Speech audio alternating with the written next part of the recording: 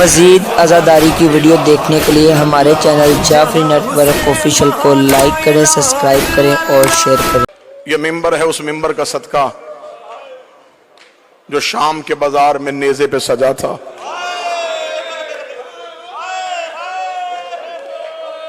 ہم دور سے پاکستان سے تمام حسین کے ذا کر آپ کے سامنے پڑھنے آئے ہیں سیدہ کی مظلومیت۔ رو کے امیر المومنین نے کہا تھا زندگی میں کبھی بطول کے حق میں کوتاہی نہ کرنا۔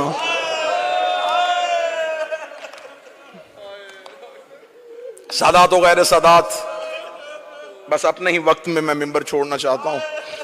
معافی مانگ کے جملہ کہوں گا، ایام عزا قریب ہیں، اتنے عزت والے لوگ تشریف فرما ہیں، مل کے آمین کہنا۔ میرا اللہ، اگر ہم میں سے کسی کی زندگی کی سانسیں محرم سے پہلے ختم ہو رہی ہیں، تجھے حسین کے گھوڑے سے اترنے کا واسطہ ہماری زندگی اتنی بڑھا دینا ہم غریب کے جنازے میں شریک ہو سکے۔ میرے مولا، ہمیں زندگی سے پیار نہیں، ہمیں غریب کے ماتم سے پیار ہے۔ اتنا یہ قوم بیٹوں کی شادی کا انتظار نہیں کرتی جتنا یہ حسین کے ماتم کا انتظار کرتی ہے۔ شام غریبہ میں نے تڑپتے ہوئے شیعہ دیکھے ہیں جو رو رو کے گلے لگ کے کہہ رہے ہوتے اللہ جانے اگلے سال ہم ہوں گے یا نہ ہوں گے۔ ایام عزا سے پہلے صرف ایک روایت پڑھوں گا، کوئی مصائب نہیں پڑھوں گا۔ مصائب کی دنیا کے بڑے منفرد نام ممبر پہ ہیں۔ بابا زیگم شاہی تشریف فرما ہے، ہمارے بھائی سردار وسیم العباس تشریف فرما ہے۔ کتاب سے ایک روایت پڑھنے لگا ہوں۔ مصر کا رہنے والا ایک شیعہ تاجر تھا، ہر سال اپنے گھر میں امام حسین کے 10 دن مجلس کرواتا تھا۔ ایک سال ایسا آیا، کتابیں کہتی ہیں کہ اتنا مقروض ہو گیا، گھر کے برتن بھی بک گئے۔ چاند محرم کا طلوع ہو گیا، پیر احمد شاہ جی چھت پہ گیا، محرم کے چاند کو دیکھا، میر صاحب چاند کو دیکھا تھا، کاش میری زندگی میں طلوع نہ ہوتا، ہر سال تو طلوع ہوتا میرے گھر میں حسین کے نوحے پڑھے جاتے، تو بھی طلوع ہو گیا اور میرے گھر میں انتظام بھی کوئی نہیں۔ رحمت بٹی صاحب یہ چاند سے شکوہ کر رہا تھا، یا کاندھے پہ زوجہ کا ہاتھ آیا، اس نے پلٹ کے دیکھا تو پیچھے زوجہ کھڑی تھی، دیکھا تھی چاند سے شکوہ نہ کر، مشکل وقت آئے تو قیمتی چیزیں بیچ دیتے ہیں۔ اس کے ذہن میں فوراً آیا عورتوں کو زیور پیارے ہوتے ہیں، اس نے کوئی زیور چھپا کے رکھا ہے۔ پلٹ کے دیکھے کان صاحب کہنے لگا تیرے پاس کوئی زیور ہے؟ اگر زیور تھا تو نے مجھے پہلے کیوں نہیں بتایا؟ وہ دیکھے تھی ہاں میرے پاس بڑا ہی قیمتی زیور ہے۔ اس نے کہا جلدی دے، میں بازار میں جا کے بیچوں۔ کتاب کہتی آگے آگے بیوی چلی، پیچھے پیچھے شوہر چلا۔ اس کمرے میں آگے جہاں 2 بیٹے سو رہے تھے، دونوں بیٹوں کے سرہانے آ کے کھڑی ہوئی۔ شوہر نے زوجہ کی آنکھوں میں آنکھیں ڈالی، دیکھے قدم مجھے تیرے ارادے کا پتہ نہیں چلا، رو کے کہنے لگی میرے گھر میں ان سے قیمتی کچھ نہیں ہے، میرے گھر میں سب سے قیمتی یہ ہیں۔ اتنا کہنا تھا، شوہر دیکھا تھا کیا کہنا چاہتی ہے، کیا کروں ان کا؟ ہاتھ باندھے رو کہتی ماں تو میں ہوں نا، میں منت کرتی ہوں بردہ فروشوں کے بازار چلا جا، جہاں غلام بکتے ہیں انہیں بیچ دے، جو قیمت ملے اس سے کروائیں گے ہم حسین کی مجلس۔ اتنا جملہ کہنا تھا، شوہر سر سے لے کے پاؤں تک کانپا، رو کے کہنے لگا کبھی کسی نے اولاد بھی بیچی ہے؟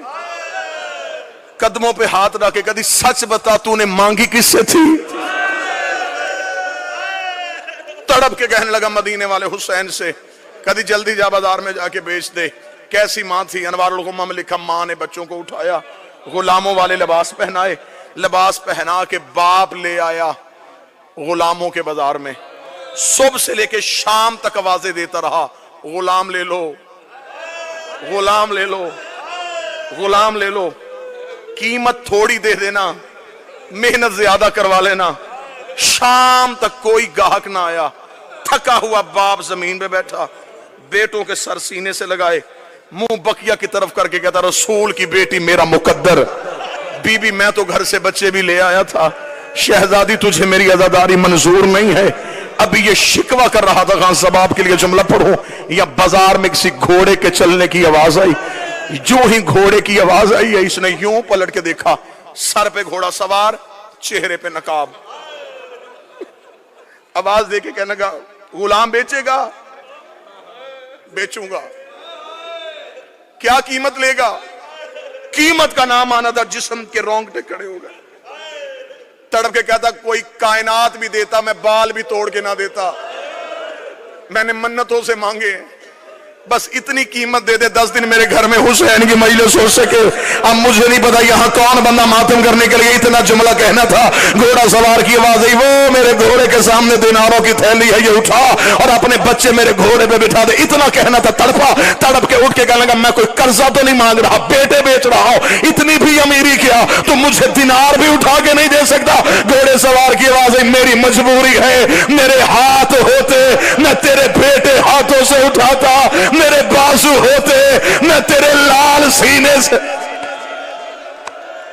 1 या 1.5 मिनट और, मेरे बेटे होते मैं यूं सीने से लगाता, मेरे बाजू नहीं है।